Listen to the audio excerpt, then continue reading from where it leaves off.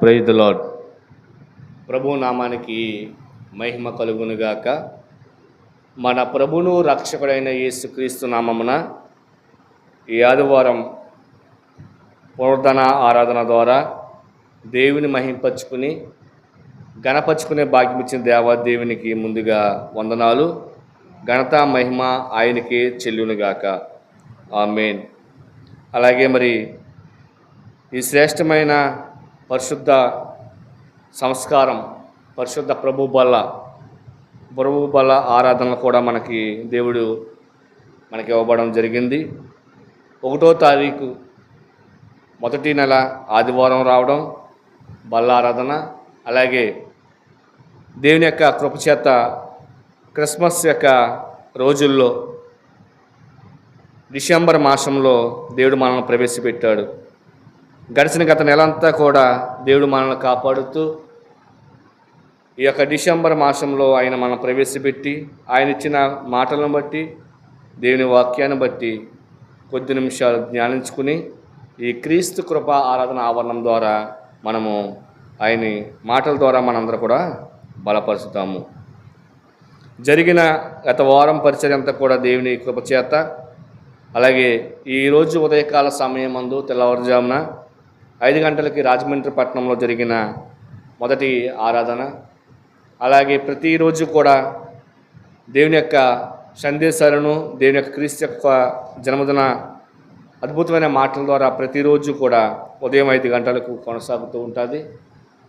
అందుని బట్టి సంతోషిస్తున్నాము. అలాగే రాబోయే రోజుల్లో కూడా ఈ క్రీస్తు కృపారాధన ఆవరణంలో కూడా అటువంటి పరిచర్యలు జరగాలి. దేవుని యొక్క అనేక ఆత్మల ద్వారా ఇక్కడ అభివృద్ధి పడాలి, ఆశీర్వాదకరంగా మలుచుకోవాలని దేవుని యొక్క ధ్యానిస్తున్నాను. అలాగే మన పాటల ద్వారా దేవుని ఆరాధించాము. కొద్ది వాక్యంతో మనం ముందుకెళ్ళినట్లయితే మనం చదవబడిన వాక్యంలోని మత్తయి సువార్త 21వ అధ్యాయము 1 నుండి 9 వాక్యాలు చదివిన తర్వాత మనము కొద్ది నిమిషాలు ఈ వాక్యాన్ని ధ్యానించుకుందాము. మనకి ఇవ్వబడిన పాఠంలోని మత్తయి సువార్త 21వ అధ్యాయము 1 నుండి 9 వరకు జాగ్రత్తగా చదివినట్లయితే మనము దీన్ని నమ్ముతాము. మన మధ్య ఉన్న పాస్టర్ గారు వచ్చి చదివి వాక్యాన్ని అందిస్తారు.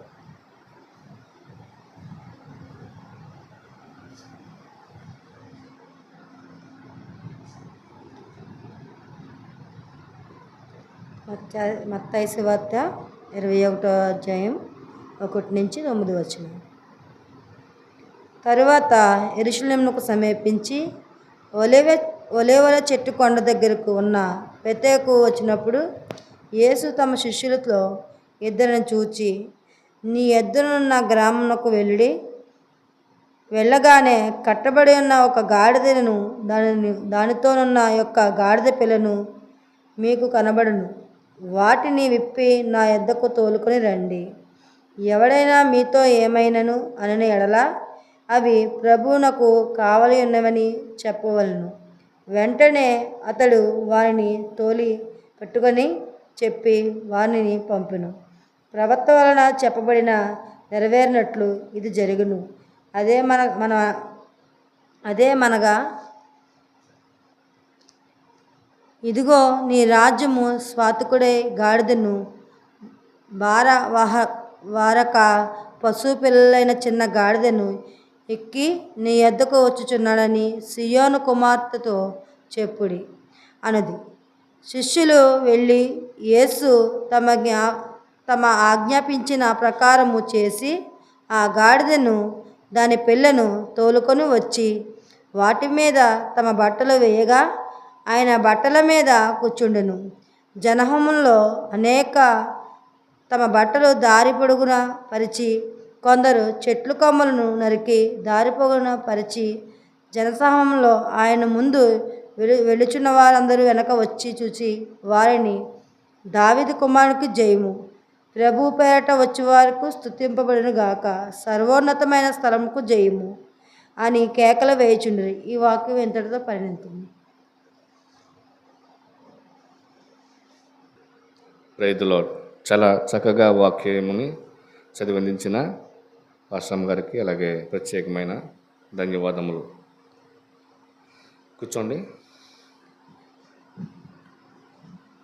దేవుని యొక్క మాటల ద్వారా చదవబడిన వాక్యమును అలాగే చదివిన కీర్తన పుస్తకము మనం కూడా కొద్ది నిమిషాలు ధ్యానించుకుందాం. దేవుని వాక్యం ద్వారా మనందరూ కూడా బలపడాలి. ఈ యొక్క పునరుద్ధరణ ఆరాధన ద్వారా ఈ క్రీస్తు కృప ఆరాధన ఆవరణము వేమిలిపల్లి గ్రామంలో జరుగుతున్న ఈ పరిచర్య ఉదయం 9 గంటల నుండి 11 గంటల వరకు ఈ ప్రార్థనా కూడిక, ఈ ఆరాధన జరుగుతూ ఉంది. గమనించి మరి ఎవరైనా ఆసక్తిగా ఉన్నవారు వేమిలిపల్లి గ్రామం దూకుడు మెట్టపై ఉన్న ఈ యొక్క ప్రాంతానికి మీ మనసును ప్రేమిస్తే పరిశుద్ధాత్మ యొక్క నడిపింపు మీ ద్వారా కలిగితే ప్రేమతో రావాల్సిందిగా ఆహ్వానిస్తూ ఉన్నాము. అలాగే రాజమండ్రి పట్టణంలో జరుగుతున్న పరిచర్య దేవుడు బహుగా దీవిస్తున్నాడు. ఇక్కడ కూడా దేవుడు దీవిస్తాడని ఆశపడుతూ ఉన్నాము. ఎందుకంటే క్రీస్తు యొక్క జీవితంలో, క్రీస్తు యొక్క నడవడకంలో మనం ప్రవేశించి ఉన్నాము. ఈ చదవబడిన వాక్యాన్ని చాలామందికి ఇది ఈరోజు ఎందుకు చదువుతున్నారు అని అర్థం కావచ్చు, కానీ దేవుని యొక్క ఉద్దేశాన్ని, దేవుని యొక్క మాటలను మనం స్పష్టంగా గమనించగలగాలి. మత్తయి సువార్త 22వ అధ్యాయంలో ఒక మాట ఉంది. 2వ వాక్యము ఏమంటున్నాడంటే, ఆయన మీ ఎదుటనున్న గ్రామమునకు వెళ్ళగానే కట్టబడి ఉన్న ఒక గాడిద, దానితోనున్న ఒక గాడిద పిల్ల మీకు కనబడును. వాటిని విప్పి నా వద్దకు తోలుకుని రండి. ఇది ఈరోజు డిసెంబర్ మాసంలో మనం ప్రవేశించి ఉన్నాము. డిసెంబర్ మాసం అంటేనే క్రిస్మస్ యొక్క పండుగ సిద్ధపడుతూ ఉంటాము. క్రిస్మస్ యొక్క రోజుల కొరకు మనము ముస్తాబవుతూ ఉంటాము. క్రిస్మస్ పండుగ అంటే కేవలము ఒక ఊరికో, ఒక గ్రామానికో, ఒక రాష్ట్రానికో సంబంధించిన పండుగ అయితే కాదు. యావత్ ప్రపంచమంతా కూడా ఈ పండుగను కొనియాడుతూ ఉంటారు. అలాగే ఒకరోజో, 2 రోజులో, 9 రోజులో, 10 రోజులో చేసే పండగ అయితే కాదు. నెల రోజుల పాటు ఈ సంబరాలను అంబరానంటిలాగా జరుగుతూ ఉంటాము. ఒక క్రైస్తవ కుటుంబంలో కాకుండా అనేక మంది సహోదరులు కూడా ఈ క్రిస్మస్ పండుగలను జరిపించుకుంటూ ఒకరికొకరు శుభాకాంక్ష తెలియకుంటూ క్రీస్తుని యొక్క మనస్సును కలిగి, క్రీస్తు యొక్క హృదయాన్ని కలిగి ప్రేమతో ఈ మాటలు చెప్తూ ఉంటారు. అయితే యేసుక్రీస్తు ప్రభువారు ఈ యొక్క వాక్యం పట్ల మనం తెలుసుకోవాలంటే దేవుని మనం ముందుగానే తెలుసుకోవాలి. దేవుని మనము ముందుగానే తెలుసుకోవాలి. యేసుక్రీస్తు యొక్క పుట్టుకను, యేసుక్రీస్తు ప్రణాళికను మనం క్రిస్మస్ చేసుకుంటున్నాము, యేసు పండుగ చేసుకుంటున్నాము, కానీ మన జీవితాల్లో నిజమైన దేవుని తెలుసుకుని ఉన్నామా? దేవుని పట్ల శ్రద్ధ కలిగి, భయభక్తులు కలిగి, వినయంతో ఆయన మనము కొనియాడుతూ ఉన్నామా? లేదా నామకార్థ క్రైస్తవులు కానీ, నామకార్థ బ్రతుకులు కానీ మనము బ్రతుకులు ఉన్నాయా? ఎందుకంటే దేవుని ముందే తెలుసుకున్నట ఒక వ్యక్తి అక్కడ ఉన్న జనానికి తెలిసిందనుకోండి, ఆ వ్యక్తిని జనము ఆహ్వానిస్తారు. యేసుప్రభు వారు అనేక ప్రాంతాల్లో, అనేక గ్రామాల్లో గొప్ప గొప్ప అద్భుతాలు, ఆశ్చర్యకార్యాలు చేసి ఉన్నారు.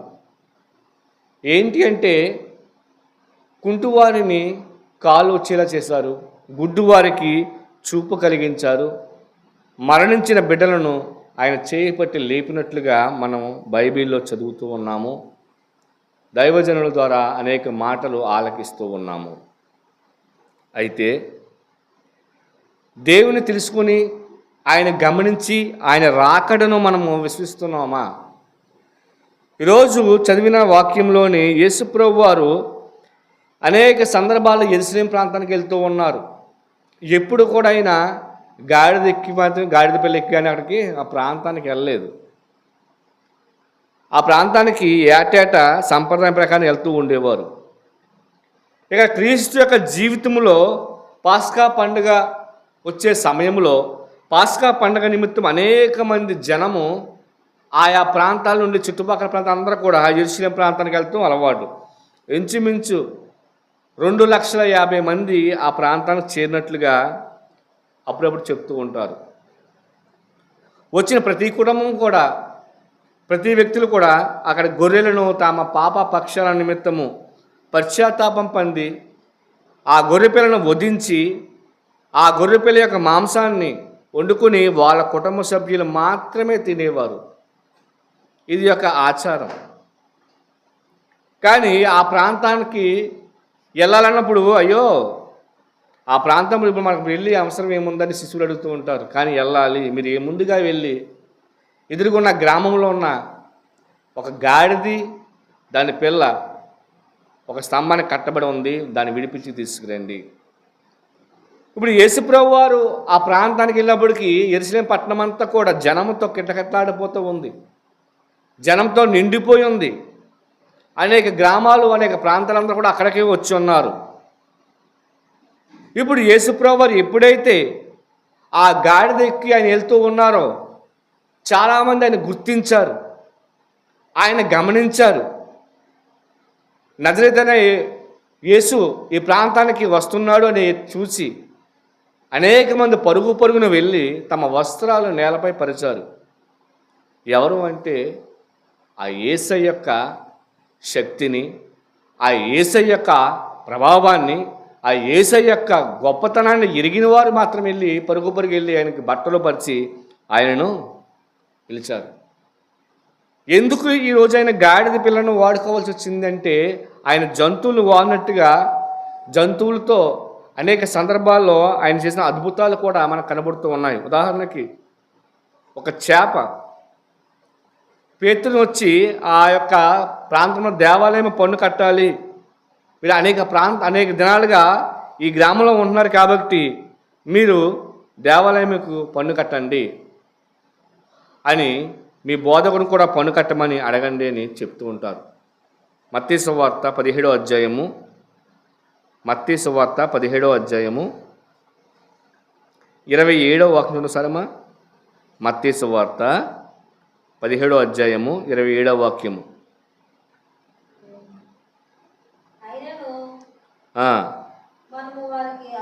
అయినను మనం వారికి అభ్యంతరము కలుగు చేయకూడదు.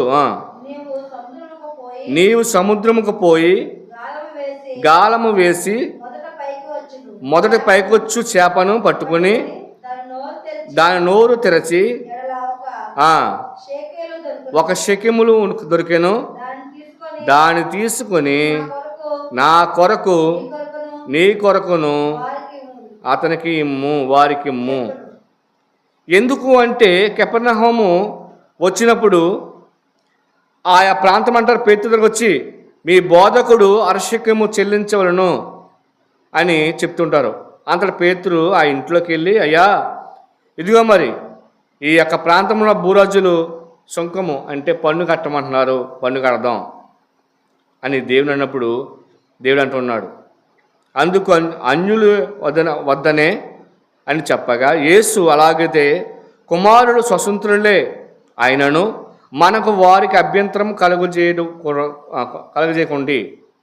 ఏమంటున్నాడంటే ఆ పేతురు వచ్చి అయ్యా ఈ చుట్టుపక్కల ఉన్న ప్రాంతం అందరూ కూడా పన్ను కడుతూ ఉన్నారు, ఆ విధంగా మనలో కూడా పన్ను కట్టమంటున్నారు, మరి మనం పన్ను కడదాం వద్దా అంటే దేవుడు ఏమన్నాడంటే వాళ్ళకి అభ్యంతరము, అధికారులకు మనం లోబడి ఉండాలి, అధికారమే మనం తిరబడకూడదు, అధికారులకి మనం లోబడి ఉండాలి. నేను ఎంత దేవుని కుమారైనా అప్పటికి కూడా ఆ యొక్క పన్ను చెల్లించడం న్యాయం కాబట్టి నువ్వు ఒక పని చేయి, సముద్రంలోకి వెళ్ళి గాలం వేసి ఒక చేప వస్తుంది.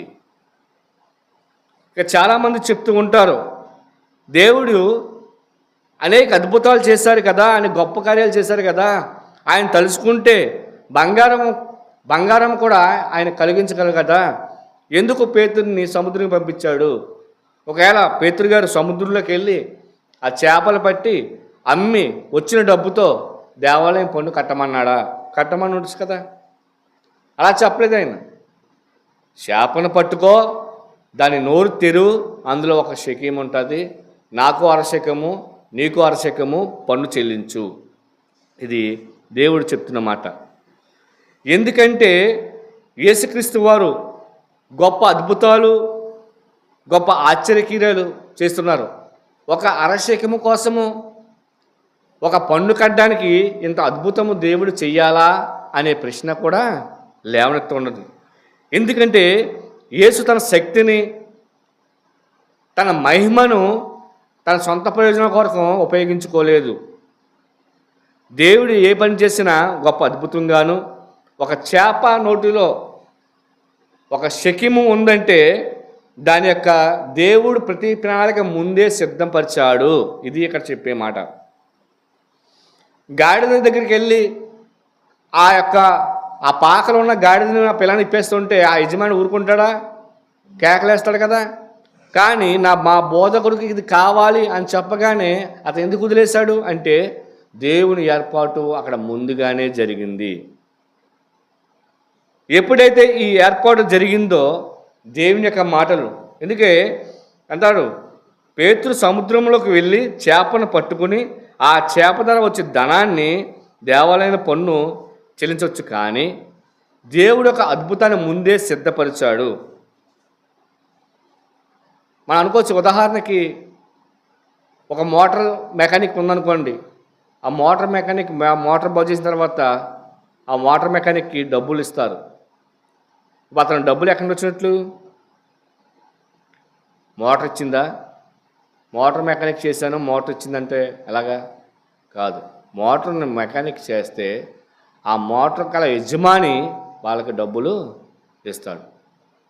ఒక టీచర్ పాఠాలు చెప్తే పిల్లలు డబ్బులు ఇవ్వరు. ఒక టీచర్ పాఠం చెప్తే అతను జీతము ఇస్తారు. అలాగే దేవుడు కూడా నీ కొరకు నా కొరకు కొన్ని ప్రణాళికలు ఇస్తూ ఉంటాడు. ఈరోజు దేవుడు నాకు నా అప్పుల నుండి విముక్తి కల్పించాలంటే దేవుడు మనకి మహిమతో దారిలో మనకి పెట్టాడు.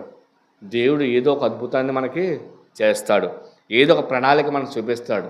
నా భార్య చెప్తూ ఉంటుంది, నువ్వు మనుషుల వైపు చూసినట్లయితే నీకు పనులు జరగవు, కానీ దేవుని వైపు చూడు. ఒక్కొక్కసారి మనసు బాధపడుతూ ఉంటుంది, నేను దేవుని సేవ చేస్తున్నాను, దేవుని పని చేస్తున్నాను, ఈ మందిరము కట్టాము కానీ దీన్ని ప్లాస్టింగ్ చేయించలేకపోతున్నాము, ఈ మందిరం కట్టాము చుట్టూ ప్రహారీ కట్టలేకపోతున్నాము, ఈ మందిరం కట్టాము సరైన సదుపాయాలు దీనికి చేసుకోలేకపోతున్నాము, మన సాయశక్తుల మనం ఉన్నంత వరకు దీని మీద కష్టపడి మన కష్టజీతాన్ని దీని మీద పెట్టాము. ఏంటి ప్రభువా నా పరిస్థితి, నా బిడ్డల పరిస్థితి, వాళ్ళ కాలేజీ ఫీజులు కట్టాలి, చాలా ఇబ్బంది పడిపోతున్నాం. ఆ కాలేజీకి చదివే సమయంలో సరైన ఫీజు కట్టకపోతే ఎగ్జామ్స్ పంపరు. ఎన్నో ఇబ్బందులు, ఎన్నో కష్టాలు. అయినప్పటికీ కూడా దేవుడు ఎక్కడా కూడా సిగ్గుపడకుండా, ఎక్కడా కూడా సిగ్గుపరచకుండా మమ్మల్ని, నా కుటుంబాన్ని ముందుకు కొనసాగుతూ ఉన్నారు. అందుకే ఈ సత్యాన్ని మేము గ్రహించుకుని ఎప్పటికప్పుడు కూడా దేవునిపై ఆధారపడి జీవిస్తానికి సిద్ధపడుతూ ఉంటాం. ఆ చేప నోట్లో ఒక శకీం ఉందంటే ఆ చేపకు అందులో ఎవరో పెట్టింది కాదు, దేవుని యొక్క మాటను బట్టి అది వచ్చింది. నిజమే. ఈ వాక్యం చదివినప్పుడు ప్రియమైన సహోదరి సహోదరు, నీవు కానీ నేను కానీ అనేక సంవత్సరాలుగా, అనేక దినాలుగా దేవుని మందిరంలో ఉండి దేవుని విశ్వాసంతో మనం ఉంటున్నామేమో, ఒకవేళ విశ్వాసం మనం కోల్పోతూ ఉన్నామేమో గమనించు. గడిచిన గత 11 నెలలు కూడా ఏ పరిస్థితుల్లో మనం ఉన్నామో, ఏ పరిస్థితి మధ్య మనం కొనసాగుతున్నామో, కానీ దేవుడు నీ కొరకు నా కొరకు ఒక కార్యాన్ని సిద్ధం పరిచే ఉంటాడు. రాబోయే రోజుల్లో దేవుడు మన పట్ల గొప్ప అద్భుతం చేస్తాడు. ఈ అద్భుతాన్ని మనం తెలుసుకోవాలి. దేవుని యొక్క రెండో రాకడలో ఆయన సమయం మనం తెలుసుకోవాలంటే ముందుగా దేవుని మనము ఎరిగి ఉండాలి. యేసు ప్రభువు ఎప్పుడైతే ఆ యెరూషలేము ప్రాంతానికి అంతమంది జనం కిటకిటలాడుతున్న సమయంలో ఒక మనిషిగా ఈయన వెళ్తే అందరితో పాటు ఇతను కూడా ఒకరిగా గుర్తించకుండా ఈయన ఒక రాజుగా గుర్తించారు. గాడిద పిల్లపై వచ్చిన యేసును చూసి సంతోషముతో, సంతోషముతో వాళ్ళందరూ కూడా దావీదు కుమారుడికి జయము, ప్రభుపేడ వచ్చి వారికి స్తుతింపబడును గాక అని సంతోషంతో ఆయనను కొనియాడుతూ ఉన్నారు. ఈరోజు మరి ఈ డిసెంబర్ నెలలో మరి నువ్వు ఏ రకంగా కొనియాడుతూ ఉన్నావు? క్రిస్మస్ పండుగ వస్తుంది వెళ్తుంది, కానీ నీ జీవితంలో నిజమైన క్రిస్మస్ జరుగుతుందా? క్రిస్మస్ పండుగ అనేక రంగులతోటి అనేక హంగులతోటి నువ్వు చేసుకుంటూ ఉన్నాము, కానీ మనం నిజమైన దేవుణ్ణి గుర్తించగలిగామా? ఈరోజు యెరూషలేము పట్టణంలో జనంతో కిటకిటలాడిపోతూ ఉంది, జనంతో నిండిపోయి ఉంది. పాస్కా పండుగ కోసం అనేక మంది జనం వచ్చి ఉన్నారు, కానీ యేసు ప్రభువుని మాత్రమే కొంతమంది మాత్రమే గుర్తించగలిగారు. దేవుని యొక్క అద్భుతాలు చూశారు, ఆశ్చర్యక్రియలు చూశారు, గొప్ప గొప్ప మహత్ కార్యములు చూశారు. ఆయన గుర్తించి, అయ్యో యేసు మన మధ్యకు వస్తున్నాడు, యేసు మన మధ్య గాడిద పిల్లపై వస్తున్నాడు అని పరుగు పరుగున వెళ్ళి ఆయన జయహోదనాలతో కలిశారు. ఈ డిసెంబర్ మాసంలో, ఈ డిసెంబర్ నెలలో దేవుడు నీ కుటుంబంలోకి, నా కుటుంబంలోనికి రాబోతున్నాడా? గమనించాలి. ఎందుకంటే దేవుని యొక్క రాకడను, దేవుని యొక్క మహిమను, దేవుని యొక్క శక్తిని మనం గుర్తించగలిగితేనే నిజమైన క్రిస్మస్ అంటుంది. అందుకే ఒక మాట ఉంటుంది, మత్తయి సువార్త 24వ అధ్యాయము 36వ వాక్యంలోని, మత్తయి సువార్త 24వ అధ్యాయము 36వ వాక్యము, అయితే ఆ దినమున ఆ గడియను గూర్చియు తండ్రికి మాత్రమే ఎరుగును గాని ఏ మనుషుడైనను పరలోకమందును దూతలైనను కుమారులను ఎరుగరు. ఇక చాలు. ఇక్కడ దేవుడు ఏమంటున్నాడంటే, ఎలాగైతే మొదటి రాకడ జరిగిందో రెండో రాకడ కూడా జరుగుతుంది. కానీ దేవుడు ఏ సమయాన్ని వస్తాడో, ఏ సమయాన్ని దేవుడు రాకుంటుందో తండ్రికి తప్ప మరి ఎవరికి కూడా తెలియదు. యేసుక్రీస్తు రాకడ కూడా అనేకమైన మనుషులు చెప్తూ ఉంటారు. దేవుడు రెండో రాకడ కేవలము దేవునికి ఒక్కడికి మాత్రమే తెలుసు. యేసుక్రీస్తు యొక్క మహిమ, ఆయన ఎప్పుడు రావాలో, ఆయన ఎప్పుడు ఈ ప్రాంతాన్ని దర్శించాలో ఆయనకి తండ్రికి మాత్రమే తెలుసు. కనీసం ఆయన పక్కనున్న దేవదూతలు కూడా తెలియదంటండి. ఈరోజు అనేక మంది దైవజనులు చెప్తున్నారు, అదిగో దేవుడు వచ్చేస్తున్నాడు, ఈ సమయం వస్తున్నాడు, ఈ డేట్ని వస్తున్నాడని కొంతమంది చెప్తూ ఉంటారు. అవన్నీ కూడా తప్పుడు నిర్ణయాలు. ఎందుకంటే నోవాకు చెప్పాడు దేవుడు, నోవా ఒక ఓడను సిద్ధం చేయి, అందులో నువ్వు నీ కుటుంబము సకల జంతువులను కూడా ఆ ఓడలో ఎక్కించు. కారణం ఏంటంటే ఈ లోకము పాపముతో నిండిపోయి ఉంది, ఈ ప్రాంతము పాపముతో నిండిపోయి ఉంది. దేవుడు అంటూ ఉన్నాడు, ప్రియమైన సహోదరి సహోదరులారా, దేవుని యొక్క స్వరాన్ని నోవా గుర్తించగలిగాడు, దేవుని మాటని నోవా గమనించగలిగాడు. ఎప్పుడైతే దేవుని స్వరాన్ని నోవా విన్నాడో ఒక ఓడ కడతం ప్రారంభించాడు. అనేక మంది వచ్చి నవ్వారు, నీకు బుద్ధి ఉందా లేదా, సముద్రం ఎక్కడ ఉంది, నువ్వెక్కడ ఓడను కడుతున్నావని అపహసించారు. కానీ దేవుని మాటకు మాత్రము నోవా లోబడ్డాడు. ఎప్పుడైతే దేవుని మాటకు లోబడ్డాడో తన కుటుంబము, తనతో ఉన్న జంతువులు, ప్రాణులన్నీ కూడా ఆ ఓడలో రక్షించబడ్డాయి. కారణం ఏంటంటే దేవుని స్వరాన్ని ఆలకించాడు. మరి నీవు ఆలకిస్తున్నావా? ఈరోజు యేసుక్రీస్తు ప్రభువారు తన స్వయంగా యెరూషలేము పట్టణానికి గాడిద పిల్లపై వచ్చినప్పుడు అనేక మంది గుర్తించారు. నీవు గుర్తించగలుగుతున్నావా? కేవలము క్రిస్మస్ పండుగ అంటే ఇంటికి రంగులు వేసుకోవడము, ఒంటికి బట్టలు వేసుకోవడం కాదు. నీ హృదయంలో క్రీస్తుకు ఒక స్థానం కల్పించాలి. దేవుణ్ణి ముందుగానే నువ్వు గుర్తించగలగాలి. ఇంటిపైన స్టార్ కడితే క్రిస్మస్ కాదు, నీ ఇంటిలో నీ కుటుంబం అంతా కూడా ఒక స్టార్లా ఉండాలి. నిజమే, ఈరోజు నేను నా కుటుంబం కూడా దేవుని యందు విశ్వాసంతో ఈ ప్రాంతంలో ఇచ్చిన పరిచర్యని మనుషుల కోసం కాదు, కానీ దేవుని యొక్క ఏర్పాటు నిమిత్తమే మేము పరిగెడుతూ ఉన్నాము. ఏమో ఆయన చిత్తం ఏముందో మనం గ్రహించలేము కదా, మనుషులు లేరులే, జనం రావట్లేదే, వచ్చి ఇద్దరు ముగ్గురితోటి నడిచి వెళ్ళిపోదాంలే అని అనుకోవచ్చు. కానీ దేవుని యొక్క చిత్తాన్ని, ఆయన స్వరాన్ని, ఆయన పిలుపుని ఆరాధించాను. నీవు నీ పని నువ్వు చెయ్యి, అక్కడ మనుషులు ఏర్పాటు చేయ బాధ్యత నాదని దేవుడు చూస్తాడు. ఎందుకంటే రోమపత్రిక 8వ అధ్యాయం 29 ఏమన్నాడైనా, రోమపత్రిక 8వ అధ్యాయము 29వ వాక్యంలోని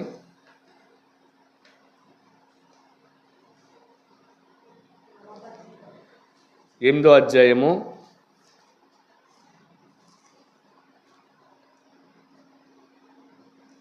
29వ వాక్యము.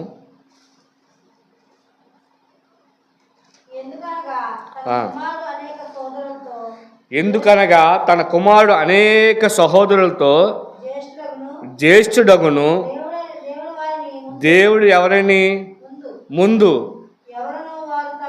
ఎరుగునో వారు తన కుమారునితో సౌజన్యము కలిగి వారిని ముందుగానే నిర్ణయించుకుందురు. అర్థమైందమ్మా? ఎందుకనగా తన కుమారుడు అనేక సహోదరులలో జ్యేష్ఠుడగును, దేవుడు ఎవరిని ముందుగా ఎరిగినో వారు తన కుమారునితో సౌర్యప్యము కలవారగును వారు ముందుగా నిర్ణయించుకుందురు.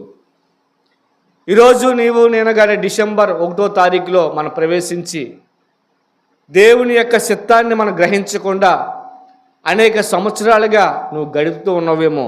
ఈరోజు అంటున్నాడు ఆయన, నీ దేవుడు ఒక గాడిద పిల్లపై వస్తూ ఉన్నాడు, నీకు తెలుసా? యేసుక్రీస్తు ప్రభువారు నీ మధ్యకు వస్తూ ఉన్నాడు, నీకు తెలుసా? క్రిస్మస్ పండుగ అంటే తెలుసుకో. ముందు దేవుణ్ణి తెలుసుకుని ఆయన విశ్వాసాన్ని, ఆయన సత్యాన్ని, ఆయన నీతిని గ్రహించుకుని ఇప్పుడైతే నీవు ఆయనకు నీ హృదయము, ఆ రోజు జెరూసలేము పట్టణంలో బిడ్డలు బట్టలు పరచారు, నీవు నేను కానీ మన హృదయాలు పరచాలి. మన హృదయం ఎప్పుడైతే ఆయన పాదాల ముందు పెట్టామో అప్పుడే ఆయన అంటాడు, ఆ శాపనట్లో శక్యం ఉంది, నీ ఇంటిలో ఆశీర్వాదం ఉంటుంది. అది కలిగించేవాడు ఎవరు? దేవుడు మాత్రమే. ప్రియమైన సహోదరి సహోదరులారా, యేసుక్రీస్తు యొక్క కృపను మనం కావాలి అంటే దేవుని మనం ముందు తెలుసుకోవాలి. ఇది ఈరోజు మనకి ఇవ్వబడిన పాఠంలోని భాగం. అంతేగాని మత్తయి సువార్త 21వ అధ్యాయం 2వ వాక్యం చదివించారు కదండి, ఇది యేసులకు అంటారు కదా అనుకుంటారేమో. దేవుడు ఎప్పుడు ఎవరితో ఎలా మాట్లాడాలో ఆయనకు తెలుసు, ఏ సమయంలో ఎలా మాట్లాడాలో ఆయనకి తెలుసు. మరి ఎందుకో ఈరోజు ఈ వాక్యాన్ని పెట్టాడో మనం గ్రహించాలి. ఇంతవరకు అనేక సంవత్సరాలుగా, అనేక నెలలుగా క్రిస్మస్ పండుగ నామకార్థంగా చేసుకుంటున్నామా లేదా? దేవుని శక్తి తెలుసుకుని చేస్తున్నావా? అట్లయితే నువ్వు ధన్యుడివే, అట్లయితే నువ్వు ఆశీర్వదింపబడేవాడే. అలాగైతే నీ కుటుంబం బహుగా విస్తరించాలి. నువ్వు చేస్తున్న పనిపాట్లు కానీ, ఉద్యోగాలు కానీ, వ్యాపారం ప్రతిదీ కూడా ఆశీర్వాదకరంగా మారుతుంది. ఇది దేవుని మాట. అందుకే దేవుని తెలుసుకొని ఈరోజు ఆయన యొక్క శరీరమును, ఆయన రక్తమును మనము భుజిస్తున్నామంటే ఆ విలువ తెలిసిన వారము కాబట్టే మనము భుజిస్తూ ఉన్నాము. దేవుని మనం ముందుగా తెలుసుకున్నాం కాబట్టి ఈ సమయంలో ఈ మాటలు మనము ఆలకిస్తున్నాము. అంతేగాని అవిశ్వాసం కాకుండా విశ్వాసముతో ఆయన శరీర రక్తములు మనము సేవిస్తూ ఉన్నాము. ప్రియమైన దేవుని బిడ్డలారా, మరి ప్రభు బలలో మనం చేపెడుతున్నామంటే మన హృదయాలను, మన పరిస్థితిని కూడా అన్నీ ఒకసారి పరిశీలించుకొని, ధ్యానించుకొని, పశ్చాత్తాపం కలిగి ఆయన యొక్క శరీరమును, ఆయన రక్తమును మనం చేపెట్టాలి. అవివేకలు కాకుండా వివేకం కలిగి దేవుని యొక్క ప్రభు బలలో మనము చేపెట్టిన వారం అయితే ధన్యులము. చిన్న ప్రార్థన చేస్తాను, ముగించుకుందాం. సర్వశక్తి సంపన్నుడా, మా ప్రియ పరలోకము తండ్రి, నీ పరిశుద్ధ నామాన్ని బట్టి వందనాలు. ఇదిగో నాయనా, ఈ ఉదయకాల సమయం మందు నీ ఆరాధన ద్వారా దేవుని మీకు ముందే తెలుసుకునే బిడ్డలుగా మమ్మల్ని నిలబెట్టినందుకు వందనాలు. అవును ప్రభువా, అనేక మంది జనం యెరూషలేం ప్రాంతం అంతా కూడా కిటకిటలాడుతున్నప్పుడు కూడా నిన్ను కొంతమంది గుర్తించగలిగారు తండ్రి. ఈరోజు నేను నా కుటుంబం కానీ ఈ క్రీస్తు కృప ఆరాధన ఆవరణము సంఘం కానీ నిన్ను గుర్తించుకుని నిన్ను గ్రహించుకుని సిద్ధపాటు కలిగి మేము జీవించే భాగ్యం దయచేయండి. నీ రెండో రాకడ సమయంలో మేమందరం కూడా ఎత్తబడిన వారిగా ఉండాలి. అవును ప్రభువా, ఎన్నో ఆర్థిక సమస్యలు ఉండొచ్చు, ఎన్నో కష్టాల నుంచి బాధల నుంచి కాడి అన్ని సమస్యల నుండి నీవే విడుదల కలిగించు. ఇదిగో తండ్రి, ఈ ప్రాంగణంలో మరి మమ్మల్ని తీసుకొచ్చి కూర్చోబెట్టావు తండ్రి. ఈ రాళ్ళ ద్వారా ఈ మొక్కల ద్వారా నీ స్వరాన్ని వినిపించేసావు తండ్రి. వందనాలు తండ్రి. ఏ ఆత్మనైతే ఇక్కడ నడిపించదలుచుకున్నావో ప్రతి ఆత్మ కూడా నీవే బలపరిచి స్థిరపరచమని, ఈ ప్రభు వల్ల చేపడుతున్న బిడ్డలను దీవించి ఆశ్రయించమని యేసయ్య పరిశుద్ధ నామమున తండ్రి. ఆమేన్, ఆమేన్, ఆమేన్.